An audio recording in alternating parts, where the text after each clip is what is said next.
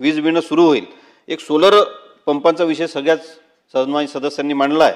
माझंही मत त्याचं आहे की किमान डिमांड भरलेले जे शेतकरी आहेत त्यांना तरी आपण हे पंप उपलब्ध करून द्यावे, कारण बऱ्याच वर्षांची त्यांनी डिमांड भरलेले आहेत. आणि ज्या शेतकऱ्यांना हे ऑप्शनल ठेवावं अशी माझी एक शासनाला विनंती असणार आहे. आमची सर्व शेतकऱ्यांची तुम्हाला एवढीच विनंती आहे की कोटेशन शासनाने सोलार पंपामध्ये रूपांतरित करून शेतकऱ्यांना पैसे परत न करता अधिकची रक्कम भरणा करून सोलार पंप सुद्धा त्या शेतकऱ्यांना देण्यात यावीत. माझ्या मतदारसंघामधील शेतकऱ्यांनी कुठलं नाव सुचवलं? महाराष्ट्र राज्य विद्युत वितरण कंपनी मर्यादित मागेल त्याला सौर कृषी पंप योजनेच्या माध्यमातून 31 जानेवारी 2025ला पेमेंट केलेलं आहे. अजूनही त्या शेतकऱ्यांचा सर्वे झाला नाही, त्यांच्या कंपनीची निवड झालेली पर्याय आलेला नाही. महाराष्ट्र राज्य विद्युत महावितरण कंपनी मर्यादित याची कर्मचारी म्हणतात की कोठा आला नाही, कोठा न आल्यामुळे तुम्हाला आम्ही पंप देऊ शकत नाहीत. अशी जर व्यथा शेतकऱ्याची असेल तर आपला देश कृषी प्रधान देश म्हणून ओळखला जातो. या शेतकऱ्यांची तिथं एवढ्या मोठ्या प्रमाणावर दशा असेल तर खऱ्या अर्थानं आपण बघत असताना की शेतकऱ्याला न्याय देण्यासाठी आपलं महायुतीचं सरकार निश्चित काम करेल ही अपेक्षा मी आपल्या सगळ्यांकडून व्यक्त करतोय. जाऊ शकतो असे अनेक प्रश्न शेतकऱ्यांचे त्या ठिकाणी आहेत. लाईटच्या संदर्भातला खूप मोठा प्रश्न या ठिकाणी समस्या संपूर्ण महाराष्ट्रामध्ये आहे. का लाईट आपण मुख्यमंत्री महोदयांनी या ठिकाणी सांगितलं का या महायुती सरकारने आपण दिवसा 12 तास लाईट त्या ठिकाणी शेतकऱ्यांना देणार आहेत. सोलरच्या माध्यमातून त्या ठिकाणी लाईट देणार आहेत. परंतु सोलर त्या ठिकाणी अतिशय अडचणीचं त्या ठिकाणी तयार झालं. का सोलरला एक त्या ठिकाणी आट टाकलेली आहेत, ती केंद्राची आट आहे. डार्क वॉटरशेडमध्ये ज्या ठिकाणी ज्या जमिनी असेल त्या ठिकाणी सोलरला परवानगी त्या ठिकाणी देता येत नाहीत. पण त्या परिस्थितीमध्ये शेतकऱ्यांनी करायचं काय?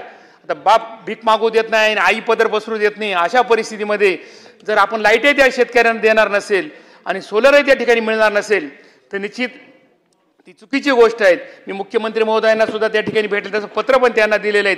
ती आट आपल्याला त्या ठिकाणी वगळावी लागेल. त्याच वेळेस सर्व शेतकऱ्यांनी पैसे त्या ठिकाणी भरलेले आहेत. त्या शेतकऱ्यांनी सोलर जर त्या ठिकाणी मिळाले तर दिवसा 12 तास लाईट त्या ठिकाणी शेतकऱ्यांना मिळेल आणि शेतीवरचा लोड सुद्धा विजेचा त्या ठिकाणी कमी होणार आहे. माझ्या मतदारसंघामध्ये विद्युतचा खूप मोठा प्रश्न आहे, तो आपण पूर्ण करावा अशी या ठिकाणी विनंती करतो. आणि एकच बोलतो की माझ्या मतदारसंघामध्ये गडचिरोली जिल्ह्यामध्ये जे सोलर आहे, सोलरची अट घातलेली आहे. अनेक शेतकऱ्यांनी 4 ते 5 वर्षापासून डिमांड भरलेला आहे. त्या डिमांड भरलेल्या शेतकऱ्यांना विद्युत पुरवठा दिला जात नाही आणि सोलर हा एक पर्याय दाखवला जातो. परंतु ज्या शेतकऱ्यांनी डिमांड भरलं त्यांना आज ते पैसे वापस केल्या जात आहे, ते GST कापून वापस केल्या जात आहे. मला या ठिकाणी शासनाला सांगावंसं वाटते की गडचिरोली जिल्ह्यासाठी हा स्पेशल जिल्हा म्हणून, मागासवर्गीय जिल्हा, आदिवासी जिल्हा म्हणून एक ऑप्शन देण्यात यावं. शेतकऱ्यांच्या विकासासाठी त्यांनी भरले 5-5 वर्षापासून ज्यांनी डिमांड भरलं त्यांना विद्युत कनेक्शन द्यावं आणि ज्याला असं वाटते की मला सोलर पाहिजे त्यांना सोलर द्यावं अशी या ठिकाणी मी आपल्याकडून विनंती करतो. या गडचिरोली जिल्ह्यामध्ये लोड शेडिंग मोठ्या प्रमाणात होत असल्यामुळे 132 kV हे विद्युत पुरवठा करण्यात यावा अशी या ठिकाणी विनंती करतो. खऱ्या अर्थानं शेतकऱ्यांच्या विकासासाठी आपण या ठिकाणी बसलो आहोत. शेतकऱ्यांना त्यांचा विकास व्हावा अशा प्रकारची आपल्याला योजना आणायच्या आहेत. परंतु अलीकडच्या काळात या अध्यक्ष महोदय, शेतकऱ्यांसाठी कृषी पंपांना नियमित वीज पुरवठा व्हावा, मागेल त्याला सौर पंप या योजना राबवण्याचं धोरण चालू आहे. योजनेअंतर्गत अनेक शेतकऱ्यांनी सौर ऊर्जेवर चालणारे कृषी पंपासाठी व सौर ऊर्जा संच बसवण्यासाठी माझ्या मतदारसंघात 2750 शेतकऱ्यांनी नोंदणी करून पैसे भरलेले असताना केवळ 1082 शेतकऱ्यांना संच पुरवण्यात आलेले आहेत. वीज वितरण कंपनीच्या DP वारंवार खराब होतात आणि दुरुस्तीसाठी 10 ते 15 दिवसाचा अवधी लागतो. नवीन DP बसवणे त्यामुळे शेतकऱ्यांचे फार मोठे नुकसान होते.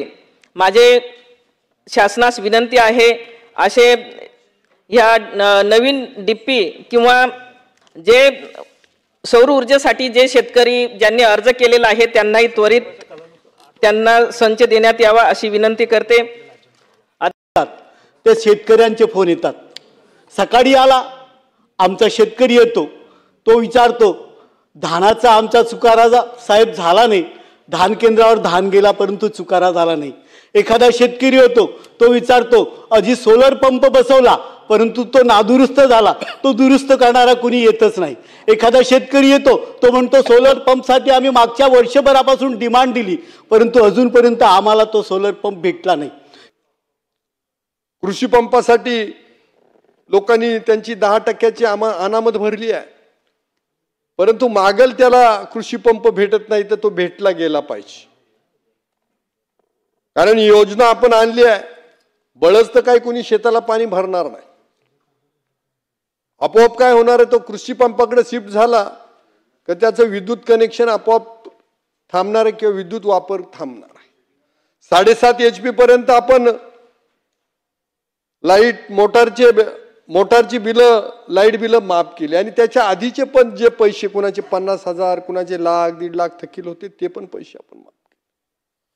म्हणजे एक प्रकारची ती एक मोठी कर्ज माफीचा आणि शेतकऱ्याला ती भावली आहे.